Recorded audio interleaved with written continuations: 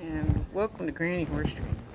As you can see here, let's flip this around. Lacey's taking a break. She is napping away. And I'll tell you one thing about this horse is don't wake her up from her nap, because you won't be happy. So while she naps, I'm going to tell you a little bit more about tying things and why I don't like cross ties, and about rings that you'll hang in your barn and stuff for tying things up, hanging buckets or tying your horse to or whatever, hanging hay bags. This type of ring here, see how it moves up and down and it lays flat, as opposed to this, which is an eye bolt. This is not as safe as using something like this. So I prefer that. And I'm going to show you some knots too. This is a quick release knot. It's actually a modified bowline knot. So you can pull the one, if the horse pulls on this side, nothing happens. It doesn't cinch down on what it's tied to. This side is the free side that you pull to get out. And then you have to use a bit of force. This has been tied for a long time. There, you see the dust fly. I don't really like this rope. This rope is entirely too short to be safe to work with anything except for maybe a Chihuahua. Lacey's waking up. Oh no, her digestive system problems may be irking their ugly head. I've been trying to adjust things with her. Adjust things with her feed and try to get her off that supplement, which is looking like maybe I can't get her off of that. But anyways, what these rings are great for is for hanging hay bags, and that's what I have around in the barn for hanging hay bags.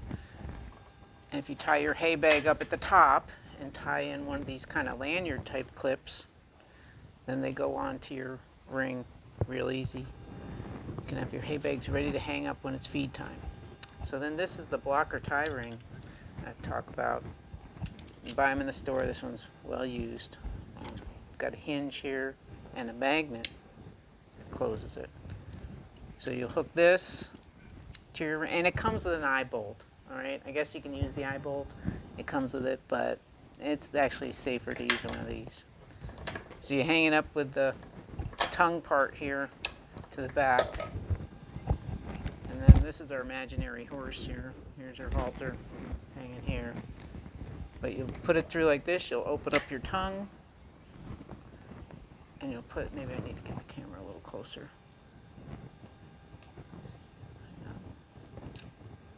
Open up the tongue on it. And you put your loop through like that.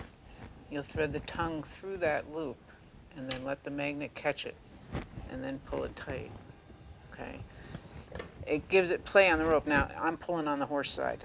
I have to really pull to get it to slide through there. But believe me, when a horse pulls back, they got that oppositional reflex starts going, they can run through a lot of rope in a second. But they won't get the final release that happens if they break something.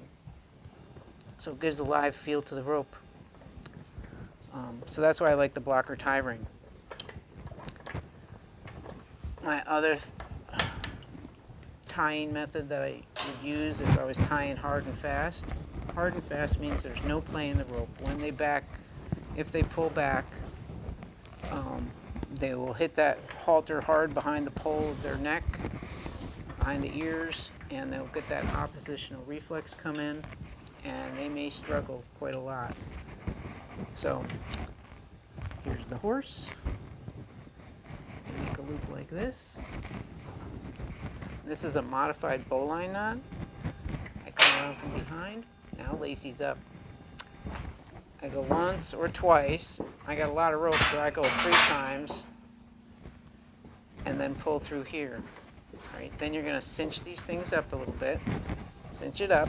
Okay, so now here's the horse side. Horse pulls back. It tightens this. It doesn't tighten up around the ring.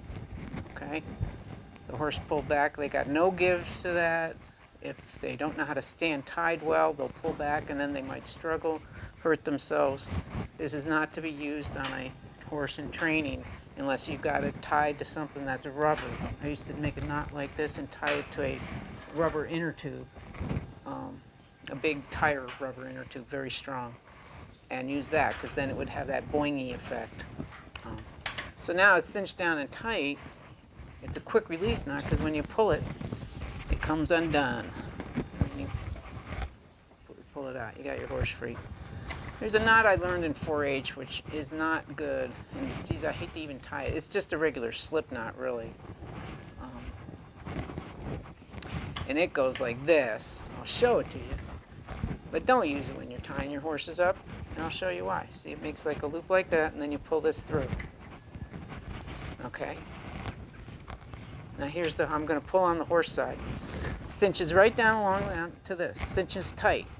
And then if the horse is pulling, and you try to pull this to free it, and a horse is pulling way harder than me, you'll have a hard time pulling it free. You know, of course, I'm going to be able to do it because I'm not as strong as a horse pulling on the one side. But that is not a good rope knot to use on your horse, because you might have trouble getting it free again. And to tell you the truth, I prefer not to tie the horses up. I prefer to teach them to ground tie and to remain, learn some manners and learn to be responsible for their actions. And that's one of the reasons I don't like cross ties. Back to why I don't like cross ties. Because the cross ties hold their head immobile. They can't go back and forth. It keeps them from turning their head around to touch you or something when you're grooming them, let you know, something they like or don't like or whatever. And they're also dangerous in that the horse can rear up. Here, if Lacey's awake, we can talk with Lacey in the background. The horse can rear up and stuff and get into trouble there, actually even flip over. It doesn't teach them responsibility for their own actions. That's what cross ties don't do. It makes it so that they don't have to be responsible for their own actions. They're being restrained. So I much rather teach a horse to ground tie and behave themselves, learn to stand touching a target or something. They just learn behaviors that you want. So thanks for watching. This is Granny Horse Training. My name is Ruth DeGennaro, and I'm soon going to be working with Lacey here. My one day off in a while, and she's got to get cleaned up, so we're not doing much. She got her hoof trimming done the last day I had off, and now we're going to do some cleanup. So thanks for watching. Bye now.